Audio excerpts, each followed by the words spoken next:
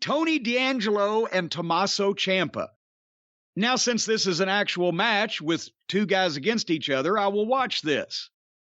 And also, Ciampa's brilliant in most cases. Tony D'Angelo is the worst, stereotype of a 1990s Vince gimmick. Who is AJ Galante? Is he a stooge on NXT now, or is he another one of these celebrities that we don't know who the they are? I feel weird saying I don't know who he is, but I have no idea who he is. But they made it sound like he was the star of some show on Netflix, I think. So he's some sort of celebrity of some renown somewhere.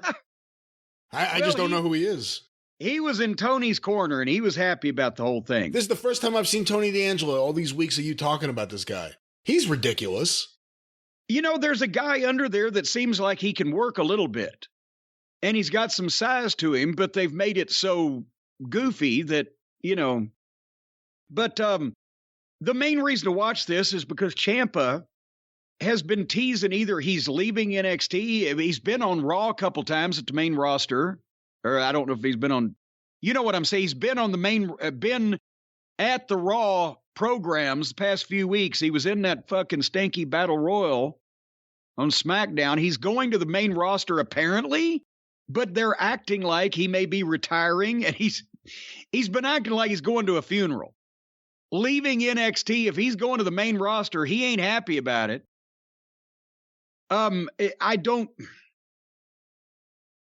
Anyway, that's been the tease of the whole thing because of his cryptic interviews and saying goodbye and all that stuff. And this pretty well, as it unfolded, I would imagine this was his farewell to NXT. Is it going to come out next week that he said, if I can't stay in NXT, if I've got to go to one of those other rotten shows, I'm just going to quit?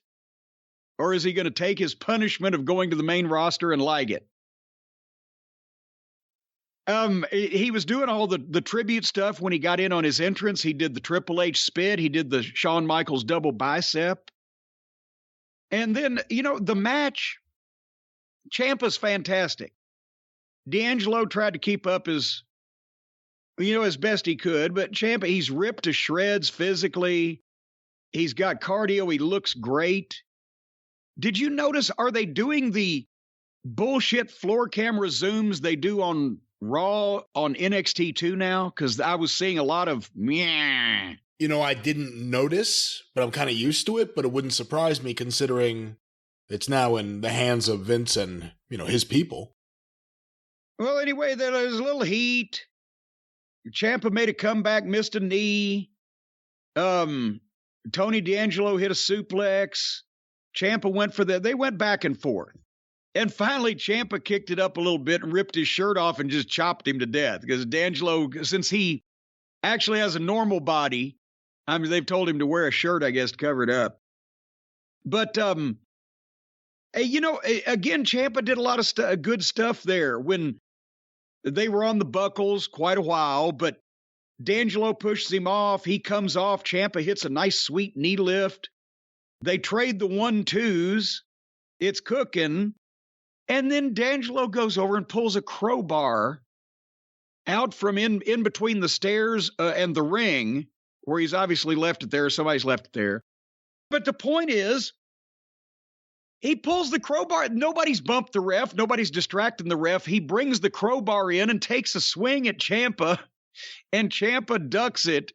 And the referee just takes the crowbar away from D'Angelo and turns around and starts handing it out to some ring stooge. Is now a attempted homicide with a crowbar is not a disqualification in front of the referee now. Well, we've seen crowbars to cars like Sammy Guevara and Ty Conti to Dan Lambert's car outside. That's not an offense to get you arrested. And either, I guess, he's using a crowbar. And anyway, I think Devin Storm needs to make a comeback, is what I'm saying. He's never been away. But finally, the referee's putting the crowbar out. Can't do that, boys. And D'Angelo gives Ciampa a nut shot and hits his finish. But Ciampa kicks out. Okay.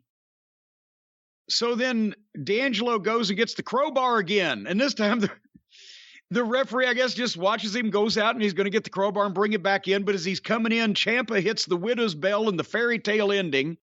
And D'Angelo kicks out of it. And then Ciampa gets crossface.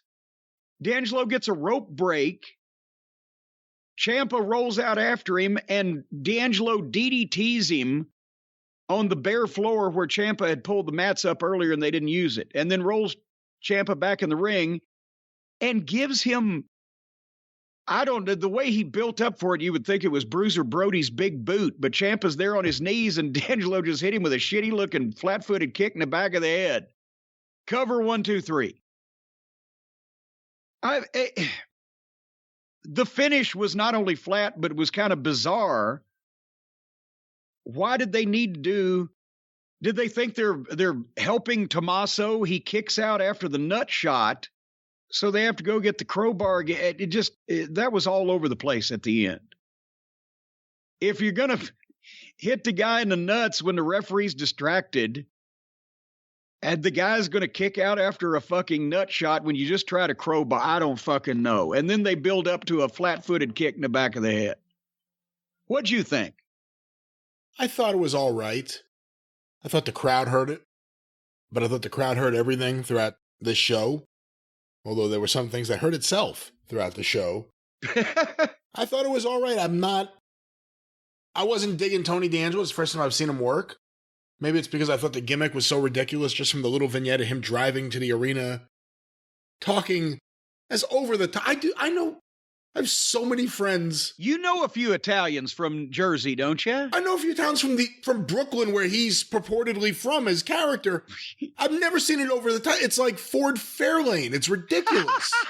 Hey, it's ridiculous. A bit of bee, a bit of ba, a bit of boo. So, I mean, it's kind of weird when you have someone who's, he may not be Doink the Clown, but it's still a clown character, wrestling someone who's just a serious guy. You said he's shredded.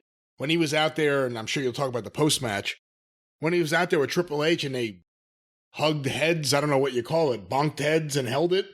Yeah. I said, he looks like a miniature Triple H. Same look. Yeah. Same body type. I mean, he's not as big a guy as Paul Levesque is in real life, so he can't get to that size, but look at what he's done to his body from where he started to where he is now. He's like a miniature Triple H. Well, and that's, basically the thing is after the heel wins and he gets hugged by his apparent celebrity friend, and then they leave Ciampa in the ring so the crowd can chant, "Thank you, Ciampa," blah, blah, blah. And he's going to the back, and you can tell that he didn't know this was coming. Triple H's music hits, or some music that wasn't Triple H's "Time to Play the Game." It was Triple H's. Was it? The word game was in there somewhere. It was Triple H's. Well, but it wasn't the "Time to Play the Game" thing. It's all about the game and who wins it or whatever the fuck. Well, he's got a bunch of different things. He's got a bunch of songs. It was Lemmy. It was definitely Lemmy. It was Lemmy? Lemmy Winks? That's the singer. No, not Lemmy Winks. Lemmy from Motorhead. Here comes Triple H and stops Ciampa, go back out, and he hugs him, and they talk and embrace, and Triple H holds his hand up and everything, and you could tell Tommaso was emotional.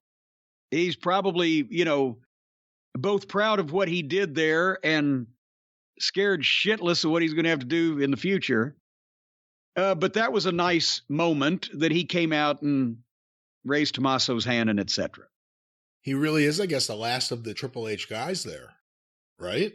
Yeah, I would think. I mean, there might be a few referees or backstage personnel running around, but I think they've gutted the talent roster. But yeah, in terms of, actually, I should clarify, I'm sure Triple H has a claim for Braun Breaker or various other people, but in terms of indie talent that Triple H went around and signed up, he's like the last of it. Yeah. And now there's somebody else that's collecting all the indie talent, but they don't bring them in and teach them anything. They just bring them in and let them stay stupid.